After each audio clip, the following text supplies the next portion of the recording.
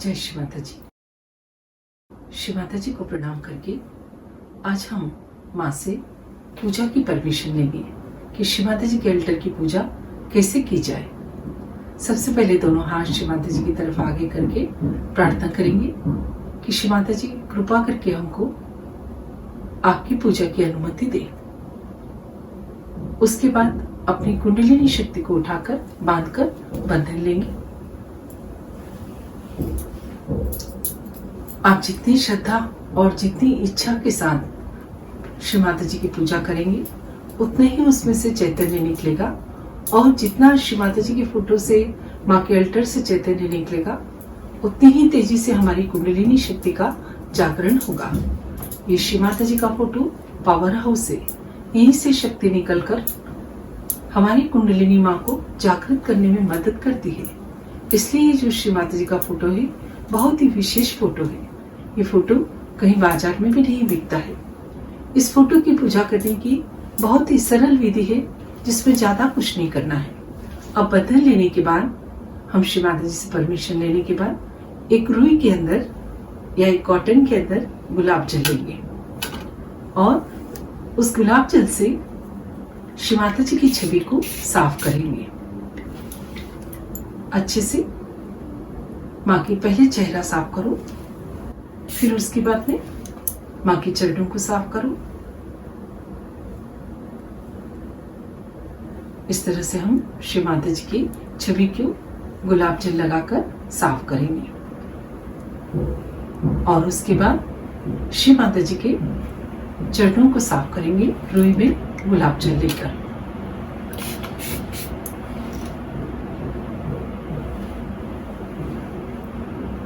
फिर चरणों को साफ करने के बाद रुमाल में थोड़ा सा गुलाब जल लेकर श्री माता जी की पूरी छवि को ठीक से साफ कर देंगे। इसकी छवि पर यदि फोटो पर श्री माता जी की धूल रही या सफाई ठीक से नहीं हुई तो जो चैतन्य निकलना चाहिए वो चैतन्य नहीं निकलेगा। श्री माता जी का जो फोटो है कभी भी प्लास्टिक के उसमें नहीं करना चाहिए, लेमिनेट नहीं कराना चाहिए। हमेशा कांच के अंदर ही श्री माता जी के फोटो को फ्रेम करना चाहिए और जहां तक हो सके लकड़ी की फ्रेम यूज करना है, क्योंकि ये पूरा जीवंत कार्य है, सहयोग का और वाइब्रेशन का कार्य है। यदि इस कार्य में हम प्लास्टिक यूज करते हैं जो कि भरी हुई चीज है तो चैतन्य नहीं आता है। इसलिए श्री माता जी के फोटो को काला फ्रेम नहीं करते हैं और उस फोटो को कभी भी लेमिनेट भी नहीं करते हैं। जहां तक हो लकड़ी का ही फ्रेम यूज करना है। अब कुमकुम को गुलाब जल में घोलकर श्री माता जी को हम बिंदी लगाएंगे। सबसे पहले बिंदी हमको छोटी उंगली के पास वाली उंगली, आज्ञा चक्र की उंगली से श्री माता जी की बिंदी लगाना है और फिर दोनों हाथों पर भी बिंदी लगाएंगे।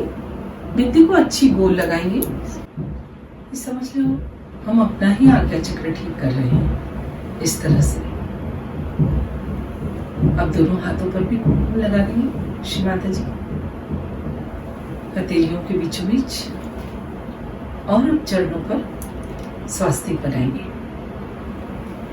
स्वास्तिक को हम हमेशा शांति को शुभ मानते हैं। यदि हम घर में रोज स्वास्तिक बनाते हैं श्री माता जी के चरणों पर तो हमारे घर का वातावरण भी शुभ रहता है। पूरी श्रद्धा और इच्छा के साथ पूरे मन से श्री माता जी की रोज अल्टर की पूजा करें। जो माँ को पूजा करने का कुमकुम है वो अलग रखें। उस कुमकुम को अपने माथे पर नहीं लगाएं।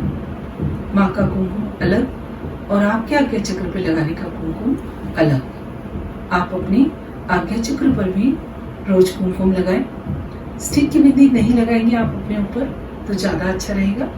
कुमकुम से आपका आज्ञा चक्र अच्छा होने से आपको बहुत फायदा मिलेगा।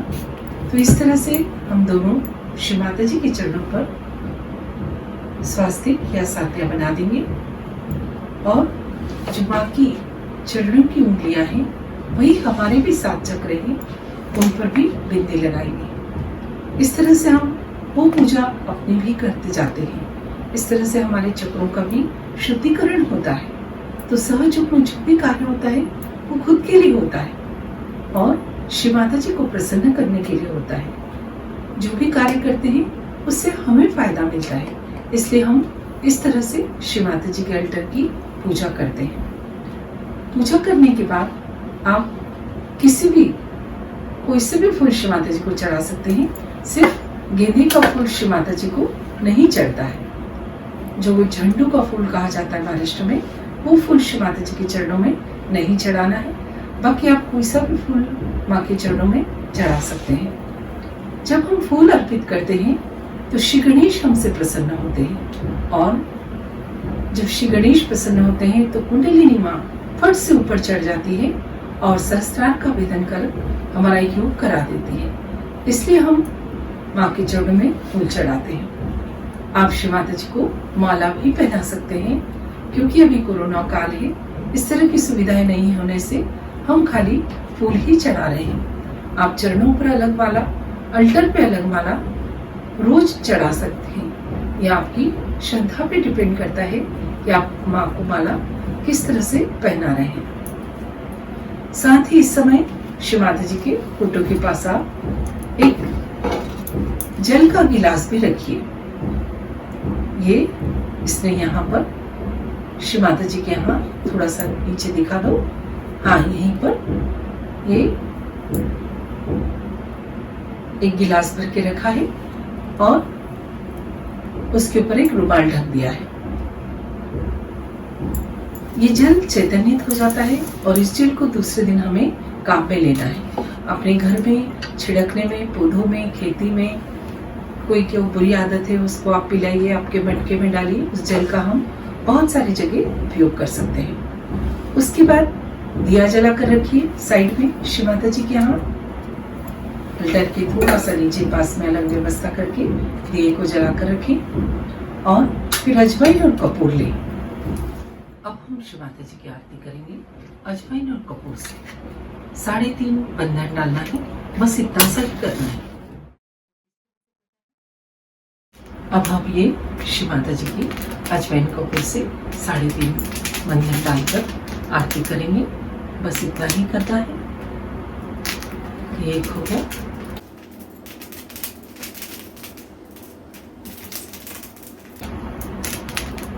ये 2 बार हो गया।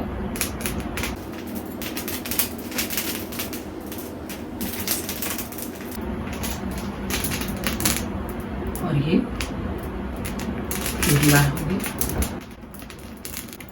बस इस तरह से श्री माता जी की पूजा करनी है। अब प्रणाम करके फिर से बंधन ले लें और कोई भूल चूक हुई हो उसके लिए क्षमा मांग लें। इस तरह से हम श्री माता जी के अल्टर की रोज पूजा करनी चाहिए। बस एक 5 मिनट की प्रोसेस है, कोई ज़्यादा नहीं लगेगा समय, पर यदि आप रोज करते हैं तो ये जो पावर हाउस है, ये जो श्री माता जी का फोटो है, इससे वाइब्रेशंस या चैतन्य पूरी तरह से बहते हैं। और जब इससे चैतन्य बहते हैं तो आप ध्यान करने बैठते हैं, आपका ध्यान अच्छा लगता है, पूर्ण निर्विचारिता आती है। इस तरह से आपको रोज श्री माता जी के अल्टर की पूजा करनी है। पर बिल्कुल भी इस बात का विचार न करें कि कभी हम कहीं गए और नहीं पूजा हुई तो क्या होगा, या हम महिलाओं का जैसे विशेष टाइम रहता है इस समय हम पूजा कर सकते हैं कि नहीं। सब हर समय पूजा आप कर सकते हैं। जय श्री माता जी। जय श्री माता जी। ये आप सामने देखिए, श्री माता जी के सामने ये हमने दिया जला के रखा है और ये ग्लास में जल रखा है, रुमाल से ढक के इस तरह से जल रखिएगा। और ये पास में नारियल कलश की स्थापना कर रखिए। इस तरह से श्री माता जी के पास नारियल कलश की स्थापना कीजिए। जय श्री माता जी।